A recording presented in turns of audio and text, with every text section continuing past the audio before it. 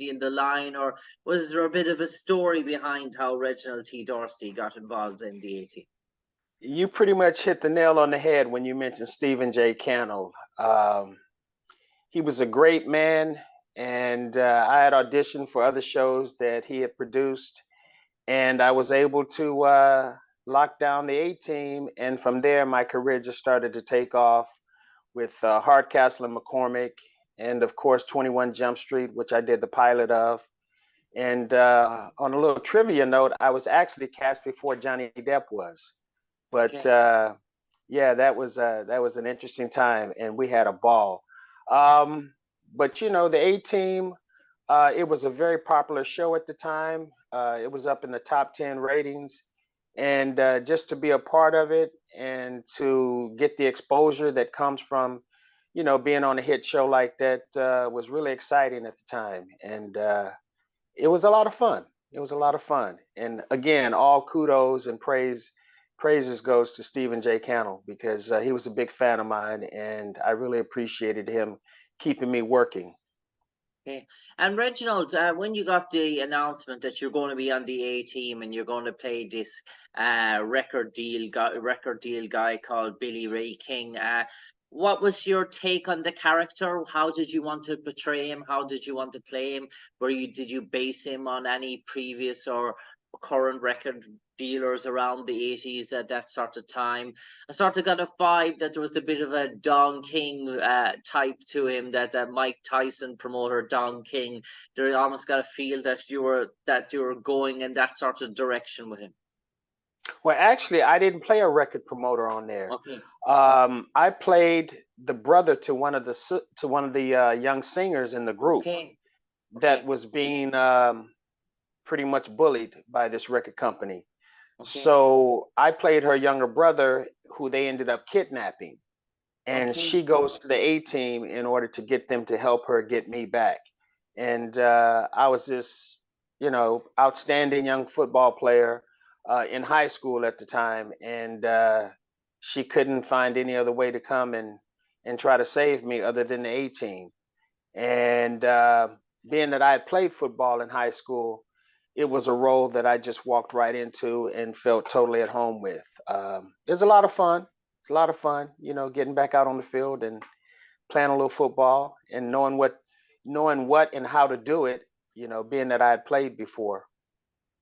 And Reginald, what was your first day like walking on the set of the A team? Was it a daunting sort of an experience? Is it a massive hit cable TV show? What was were you trying to seek out Mr. T or George Peppard or Dwight Schultz and have a few moments, try and ask him a few questions and try and strike up a conversation? And what was that very first day like for you arriving on the set of the A team? Yeah, well, I had been around, you know, for quite some time prior to that. So usually my approach on the first day of going to work on a film or television show is just to pretty much lay back and get a sense of the rhythm Mm. and pretty much of how the crew and the cast functions. And basically, you know, I was just pretty much being a fly on the wall and just checking everything out. Um, but you know, it wasn't like I was, you know, overly excited due to the fact that, like I said, I had done, you know, a lot of work prior to that.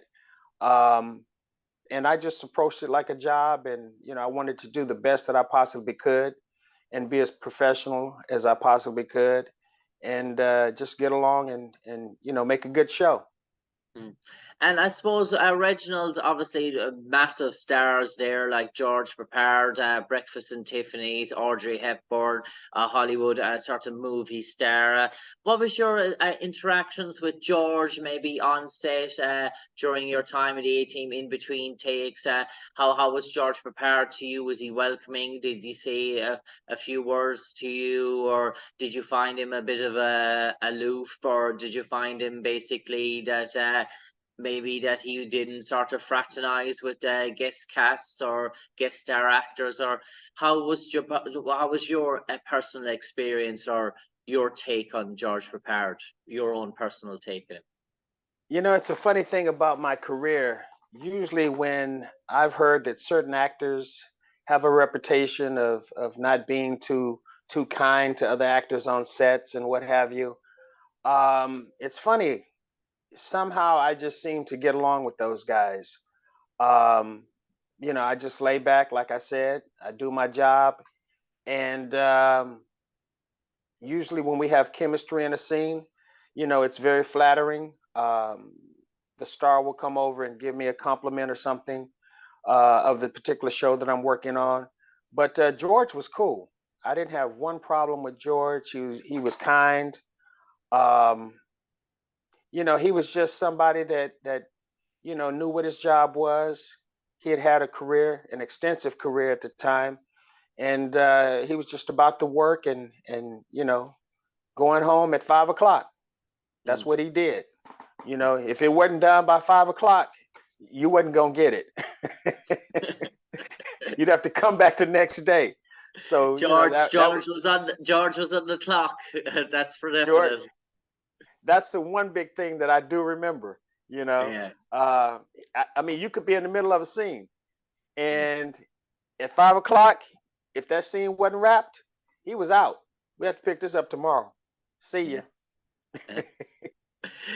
And I suppose Reginald, in terms of the larger than life character, Mr. T at the time, obviously he was big, big breakout with the wrestling and the WWF and Hulk Hogan and all this, and he became a children icon of that sort of era. All the young kids, they all wanted T, have their pictures with Mr. T in the TV commercials and stuff like that. And how did you find your interactions with T on the set? Apparently, every in between sort of takes and everything, there was always children around the set. He was always interaction, but he was a boisterous character, sort of full of life in the canteen and lunchtime and cracking jokes and stuff like that. How did you find your own interactions with Mr. T?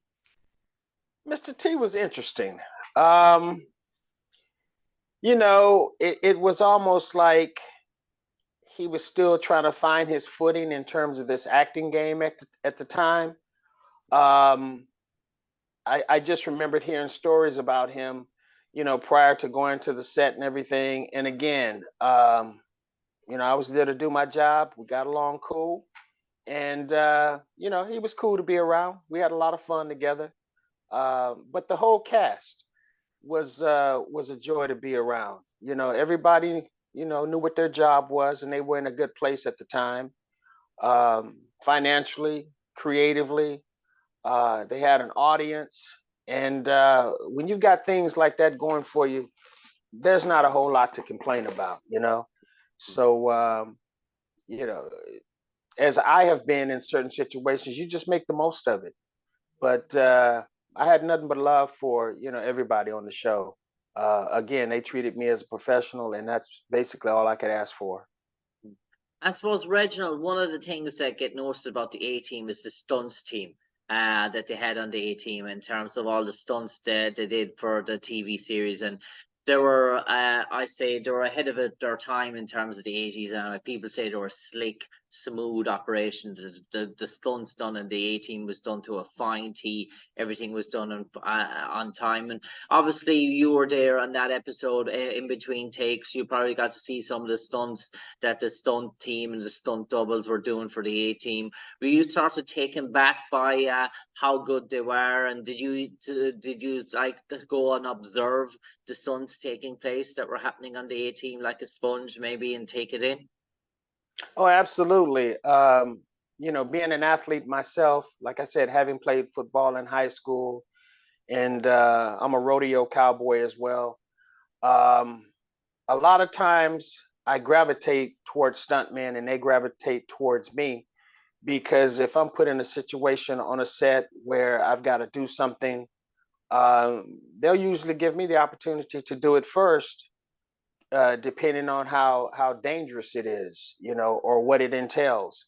But I've done a lot of my own stunts, and these guys were phenomenal. I mean, like I said, I had to play football on the show, and they gave me the latitude to do that.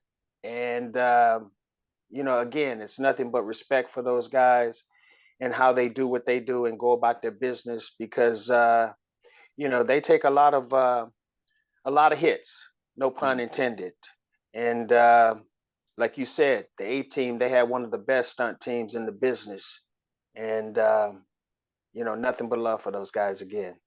Yeah, and the character we know in terms of improv, Howling Mad Murdoch, Dwight Schultz, he was the least known of the cast when the A Team got shot, and he's probably the A Team made him famous in terms of his role, and people sort of could gravitate to his theatre background. He could go off in spiels and stuff like that, and come back. But everyone who met Dwight Schultz and everyone I've spoken to who has appeared on the A Team, they all have lovely things to say about Dwight Schultz. They say he's a funny guy, very intelligent, very down to earth, probably one of the most friendliest people you can meet, could talk about anything.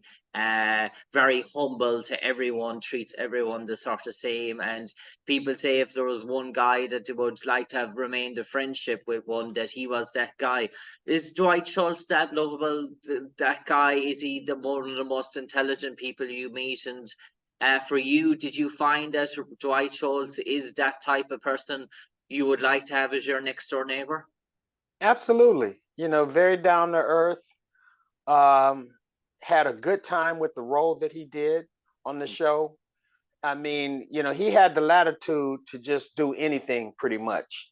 And he got a chance to explore as an actor, which oftentimes we're limited in terms of the scope of whatever the project is that we're doing. But again, to have that type of latitude and to just have the flexibility to just do some of the quirkiest stuff you've ever seen on television was a great opportunity for him. And yes, he was very, very approachable and just a joy to work with. So, I haven't seen him since, but I pray that he's well and, enjoying life still. Yeah.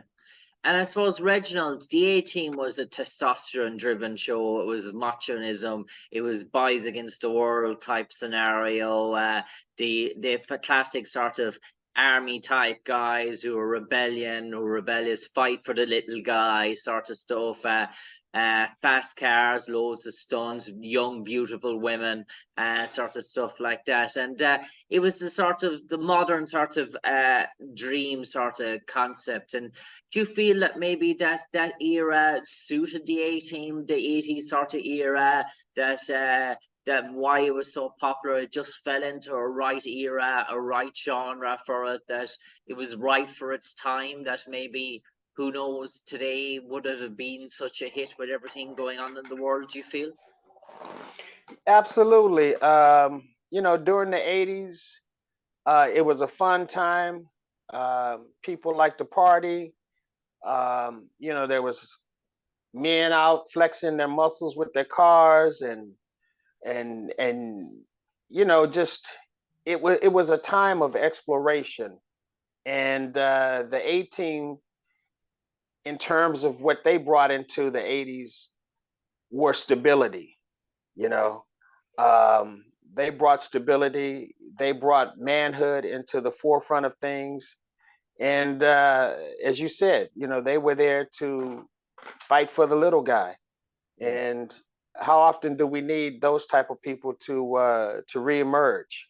We're living in a world now where there's a whole bunch of little guys that could use the services of people who are willing to step up and and protect. So yeah, I think it was very well needed at the time. And again, it was a fun show. They didn't take a lot of the stuff that they did too serious. They had fun with it. It was a lot of tongue in cheek, but the kids loved it. And of course, Mr. T, he was a bigger than life character. So, it gave the kids something to look up to in terms of somebody that would protect them and just be there. And I suppose, Reginald, that finally brings me on to the last main character of the A Team, Dirk Benedict, Face Man. And we all see him on our screens as this charismatic, this charmer, this sort of this ladies' man, a guy that could talk his way out of a sixpence. But people who found the experience of Dirk when they met him on the scene found quite reserved, kept himself a completely different actor person in real life to the character that he played on screen. When this camera wasn't shooting or taking, that he liked to go away to himself, his compartments confined to himself, not really engaging with everyone in terms of that. He was very much, I suppose, he went through a bad health time at the time with the cancer scare, but he was very much a sort of reserved man, quite not want to say shy guy, but a guy that sort of was kept into his own sort of own world. That's many people's scenario or reaction of how they found Dirk Benedict. Was that sort of something similar to you? Did you find Dirk Benedict that sort of same way, or do you find him more outgoing, more talkative, more chatty when you were on the set of the A Team?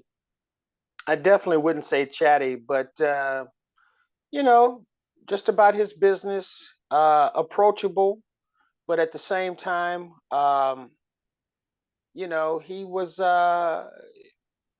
somebody who was cool. You know, you came to work, you did your job, and you know, when he wasn't on set, he went about his business, and you know, I respect that because he was about doing the work, and not a problem. You know, not a problem in terms of how he treated me on the set, and again, what we were all working towards, you know, which was to make a really good show and entertain. Yeah. And Reginald, have you any sort of good stories or funny stories, even with the guest stars or the guest actors, the bells, or of your time on the A Team that still makes you smile, still makes you chuckle, even to this day? That's something that's unique to you, Reginald T Dorsey. Just listening to Mr. T say, "I pity the fool." Yeah. You know, I mean, uh, when you're actually there on set and you get a chance to see him say one of his lines that he's exceptionally known for, it would just crack the whole setup. It Okay. really would. And you know, like I say, we had a lot of fun with that. You know, because in turn we'd say the same thing back to him. And Reginald T Dorsey, what's life like in the life of Reginald T Dorsey in 2023? What's your current state of affairs, Reginald? Are you joyful? Are you kept happy, kept busy? And what does the remainder of 2023 head in store for Reginald T Dorsey? Stay busy, regardless of whether or not we're on a strike, which we are at the current time. Um, you know, excited about moving forward and getting this resolved as soon as possible. Because as actors, all we want is a fair cut of the pie, slice of the pie.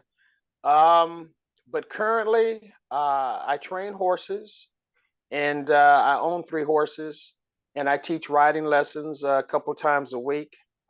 And I raise cowboys and cowgirls. You know, I get them ready to be able to rodeo and just ride for pleasure if that's what they want to do. I've been riding my entire life. I'm originally from Dallas, Texas, so you know, I'm always doing something. I love nature. I love the outdoors, and just finished guest starring on a show a while back called Blind Spotting, which is on Stars. You can see it. It's the second season and 6th episode. And got some projects in development. I've been directing and producing, and just looking forward, you know, to continuing to do great work, um, inspire people along the way, and have fun. You know, we've got a lot going on in the world right now, and I'm currently just praying for peace and love and empathy. You know what I mean?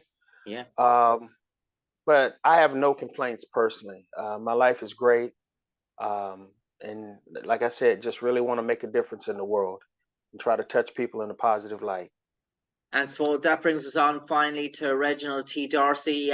You played the character Billy Rey in season 3, episode 11 of The Bells of St. Mary's, which aired on December the 4th, 1984. And Reginald T Dorsey, if you could summarize your experience on the A-Team in 2 sentences, what would you like those 2 sentences to read? Exciting and motivating. Exciting and motivating. So all that brings us on to is for me, Jim Conlan, to say to you, Reginald T Dorsey, stay safe, take care, God bless, and hopefully, please God, we'll speak to you sometime in the near future. But for the moment, Reginald, stay safe, take care, and God bless, sir. God bless you too, Jim. Have a good one. Take care, Reginald. Cheers. Cheers.